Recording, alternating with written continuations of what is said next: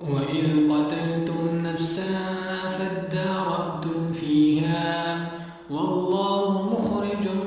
ما كنتم تكتمون فكلا ضربوه ببعضها كذلك يحيي الله الموتى ويريكم آياته لعلكم تعقلون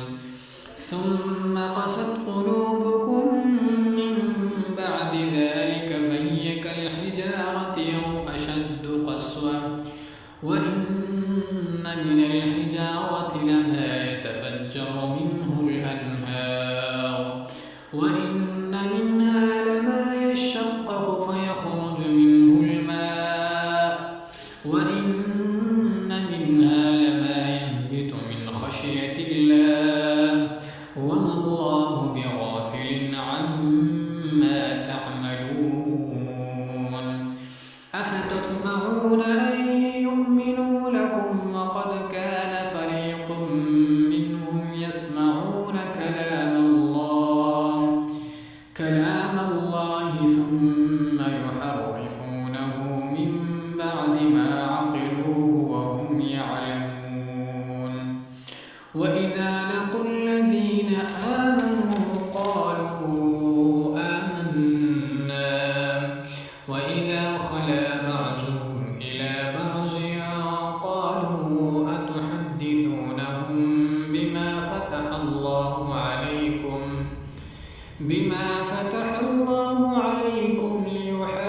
ليحاجوكم به عند ربكم أفلا تعقلون أولا يعلمون أن الله يعلم ما يسرون وما يعلنون ومنهم أميون لا يعلمون الكتاب إلا أماني وإن هم إلا يظنون فويل للذين يكتبون الكتاب بأيديهم ثم يقولون هذا من عند الله ليشتروا به ثمنا قليلا فويل لهم مما كتبت أيديهم وويل لهم مما يكسبون وقالوا لن تمسنا النار إلا أياما معدودة قل اتخذتم عند الله عهدا فلن يخلف الله عهده